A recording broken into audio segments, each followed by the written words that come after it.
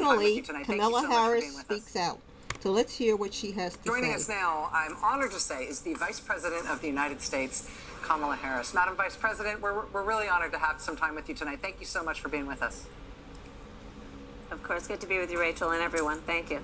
So you have been hearing some of the response to the debate, the same response that we have been both issuing and also hearing ourselves. I think a lot of people who are fans and supporters of President Biden, or who are Democrats, or who are just worried about the prospect of Donald Trump returning to the presidency, feel like this was not a strong performance tonight from President Biden. I want to hear your assessment and how you respond to those critics. Well, it was a slow start. There's no question about that. But I thought it was a strong finish, and in particular because what we know is that when you look at the two sides of the ledger, what we had in Joe Biden is someone who wanted to have a debate based on facts, based on truth. And in Donald Trump, we had what we have come to expect, which is someone who's going to push lies and distract from the reality of the damage he has created and continues to create in our country.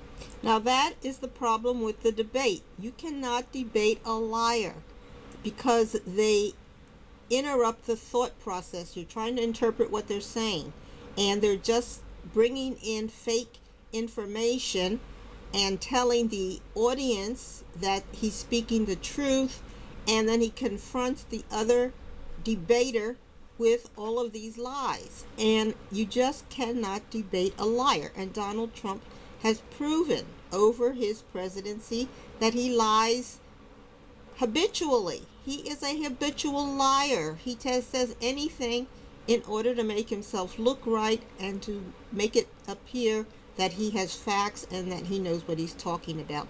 He'll say anything, and you cannot debate a liar. And that was one of the things that confused Joe Biden on stage, is that he would be hit with information that was presented as facts, but they weren't facts, they were lies. Now, Donald Trump has repeated tons of lies during his speeches when he does these rallies, and the people who were helping out Joe Biden should have made him aware of the lies that were going to come during the debate. What Donald Trump did during the debate was just go into his rally mode. He started spouting off the information he tells people at the rallies, and those are lies. And if you aren't prepared to deal with those lies, you are, of course, left wondering, how are you going to respond? What information that are you going to pull out to respond? And that was pretty much the situation for Biden. He was in those moments when he was looking confused, or when he was looking distant. He was searching through all of the facts he has in his mind, and he was trying to decide what facts he was going to pull out and what facts he didn't want to get into because he just didn't have enough time. They had a couple of minutes to answer the questions, and when you're doing rapid stuff like that, it's easier for Donald Trump to throw out his rally speech than it is for Biden to search through his brain and try to compose answers. Those things have to be automatic. And unfortunately, Biden doesn't do a lot of speaking, so he doesn't have automatic responses to the lies that Trump was telling during the debate. So it was impossible for Biden, or for any person, to really keep up with what Trump was doing. The other thing Trump was doing, he wasn't answering the questions.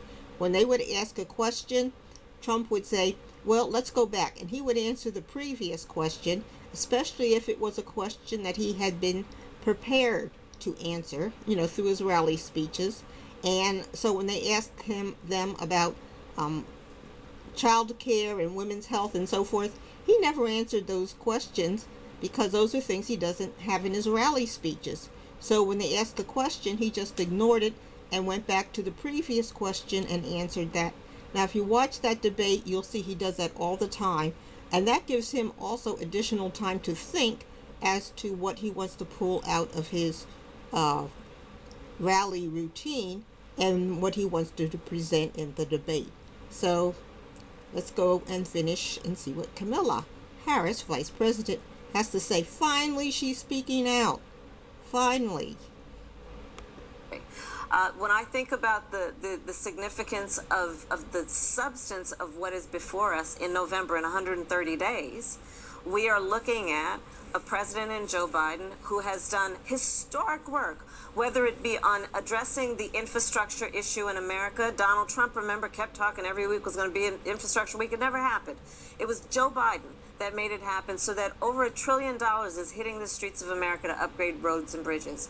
You look at what Joe Biden has been able to accomplish in terms of delivering for the American people, whether it be the creation of 15 million new jobs, over 800,000 manufacturing jobs, bringing manufacturing back to the United States, what we have done to cap the cost of insulin at $35 a month, finally taking on Big Pharma and allowing Medicare to negotiate drug prices.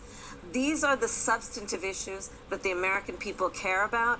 And what we saw tonight is more of the same. Joe Biden fighting for the American people, Donald Trump fighting for himself. Not to mention on the issue of choice. There was a very clear contrast. Joe Biden is very clear when the bill comes before him to put back in law the protections of Roe v. Wade, he'll sign it. What we know about Donald Trump, no matter how much he's trying to distract us from this, is when he was president, he hand-selected 3 members of the United States Supreme Court with the intention they would undo the protections of Roe. That's exactly what they did. And now we see in case after case, state after state, laws designed to punish healthcare providers. In Texas, provide prison for life for doctors.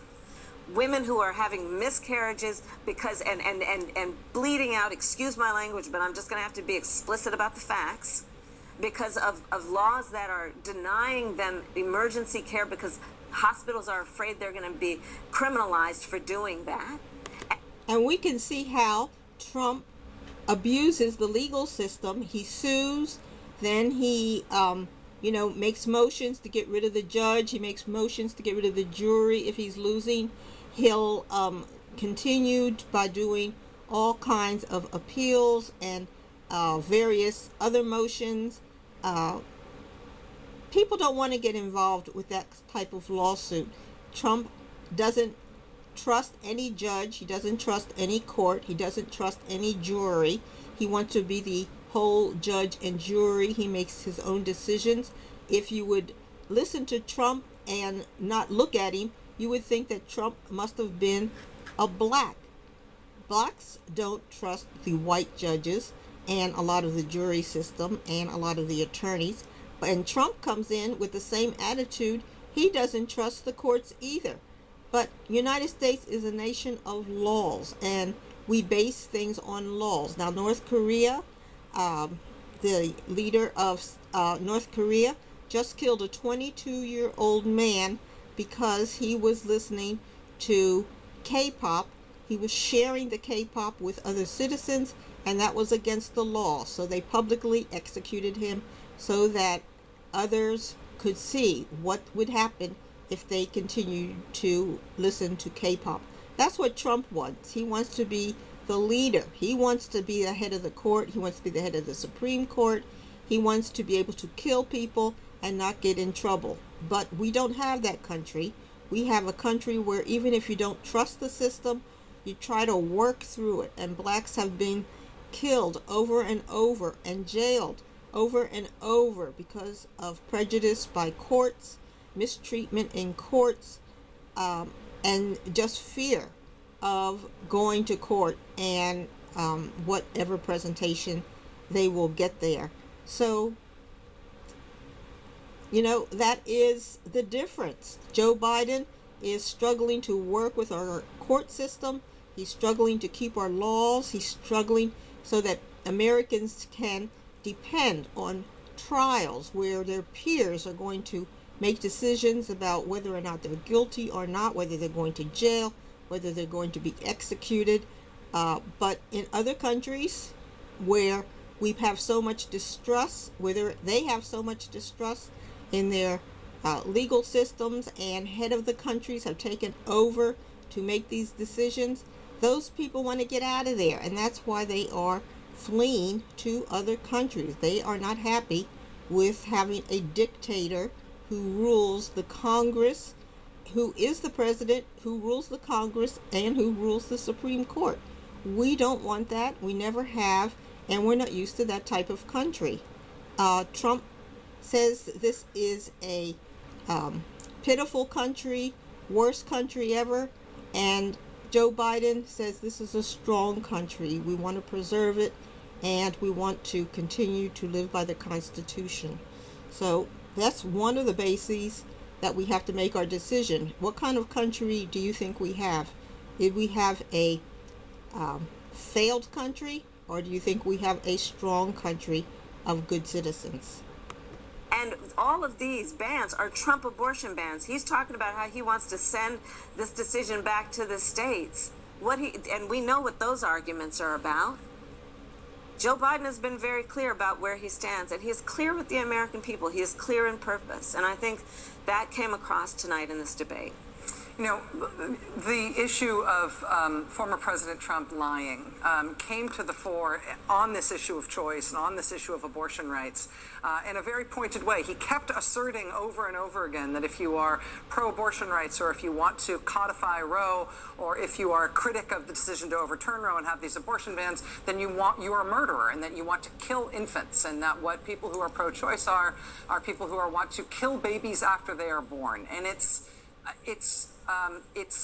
I sometimes say this is Earth 2. This is not a factually based thing at all, but he repeatedly reiterates that. It's not the moderator's job, though, to fact check that.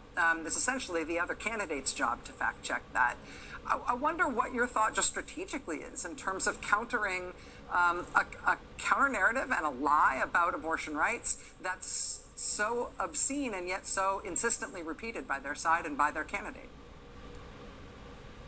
Well, the facts are exactly what are on our side, to your point, Rachel. First of all, what they are talking about is they are attempting to, as they are wont to do, especially Donald Trump, create fear based on fiction for the sake of getting and hitting political points. What we know and what he is acutely aware of is what he has done and intended to do is not politically popular with a lot of people in both so-called red states and blue states. And so now you see him wavering. Let's not forget, when he was president of the United States, he said that if a national abortion ban was sent to his desk, he would sign it. He said that. As Maya Angelou told us a long time ago, when people tell you who they are, take them at their word. Believe them.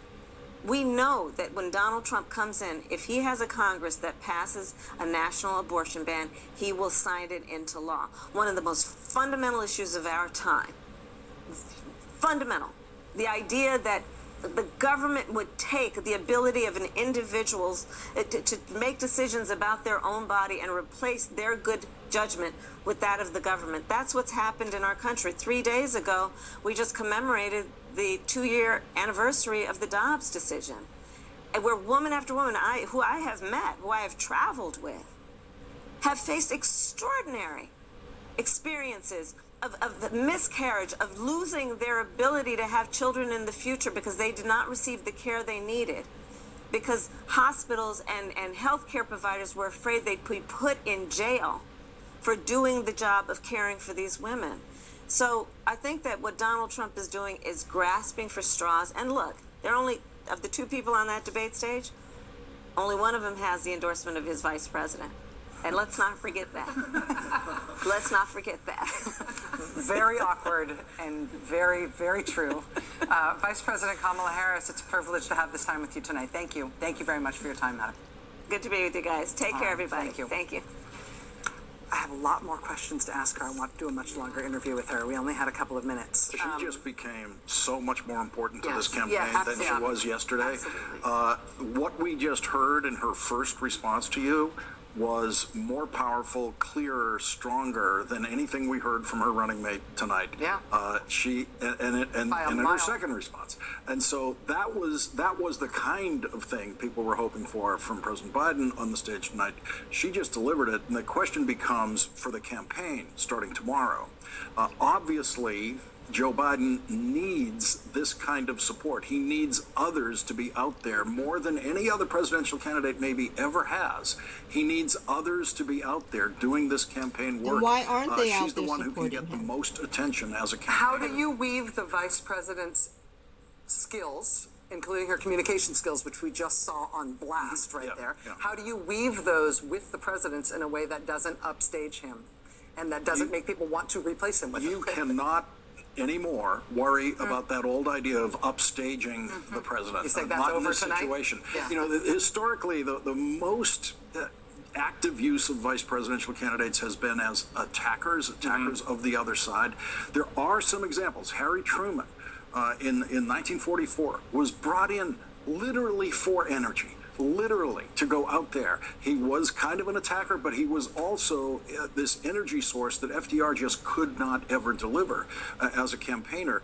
This is a situation where you're just going to have to give her the ball, let her do more of that. But let me just add one more thing. If we had said to her, I'm going to ask you a question. You have 2 minutes to respond. We're going to cut your mic. We're going to cut your mic at the end of the 2 minutes. That would be a lot stiffer. It would not be as fluid. It would not be as confident. There'd be a lot more pressure. It changes. That debate stage Especially changes when the other everything about human candidate's beings. lying. By the way, quietly, the Biden campaign has been using her that way. It's just it's not covered as much, but Vice President Harris has been all over this country. She is the primary voice they use on college campuses.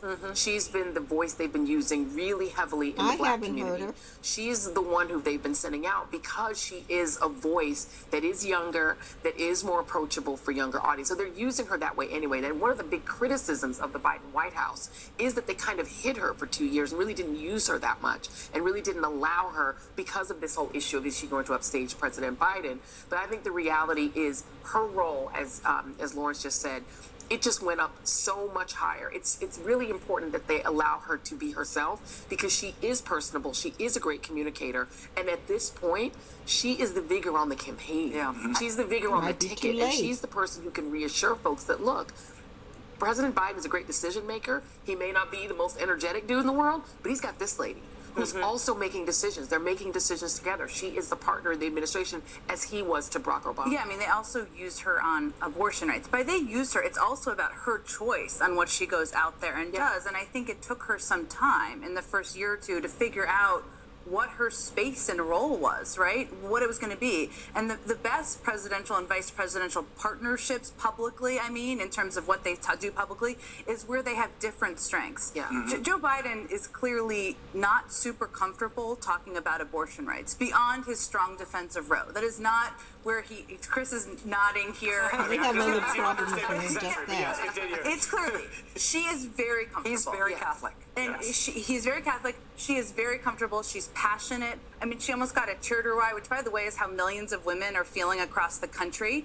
They should have her out on every morning show. I know it's midnight, so I'm sorry, Vice President Harris. But they She should needs have to her be out on every morning morning and show tomorrow. afternoon I think and early night. on, not because it was warranted, she was not Along with confident in her others. own ability to do an interview She's like not the the one she only just one who did, can or speak. to go do a round of morning shows. She clearly can do it. She's a very strong communicator, and what her message on abortion rights, to Joy's point, is exactly what she's been doing around the country. It just hasn't been covered nationally. Can I just say that her office should have let us go 20 minutes with her? Yes, I agree with that. I mean, I just, And you only think get it's what you get emblematic. from the right. But no, come on. It's Like, emblematic, else though. I is have she to say, doing? it is emblematic of the staffing. Is that they'll give you 10 minutes with her when they should give you 30 I because think she really they need to start really trusting Vice President Absolutely. Harris to cut her own path. because Absolutely. She does very, very well, and the more you get of her, the better it is. That's right. Well, like and subscribe. We need to How real do you think these calls? we need to make sure that Democrats, if they are supporting Biden, they need to get out. Not just Kamala Harris. There should be a lot. We have a lot of good people, good thinkers, good speakers who can explain the different situations and who can help negotiate good debate situations for President Biden. President Biden, he is older and has a different approach than Trump. Trump just gets through his rally speeches lying. President Biden is going by trying to remember all the facts and trying to speak the truth and tell you what he's really did and what he's doing. So we need to make sure that Biden has a good atmosphere when he does a debate, so that he can not only confront the lies and the avoidances. I mean, you couldn't even get to all the stuff. One, you had to point out that Trump's avoiding the question. Trump didn't answer the question. Trump is still... If Trump didn't like the way Biden ended the war in Afghanistan, Trump could have ended the war himself. But no, he passed it on to Biden. Biden said, well, we've been fighting this war over there for 20 years. When is it going to end? He said he was going to end it, so he pulled people out. Yes, there were some people killed, but nobody was willing to pull the Americans out of the country. And the only person who did it was President Biden, and then he gets criticized, although the other people didn't do anything. Anytime you have troops in a country, you're spending millions and billions of dollars to feed and give guns and tank repair and all kinds of staffing in the country. And all of those people knew that the war was ending, and they all had time to prepare. President Trump should have prepared Afghanistan for the end of the war, but he didn't do anything. So when Biden said this is enough, 20 years, let's not keep wasting our money, our time, our soldiers, our troops, our lives over there, he got them out. It was rough because no one else would do it. But it's easy to criticize. Trump has no plans, no programs. All he does is criticize. That is not the kind of leader that we need. Anyway, like and subscribe. Bye.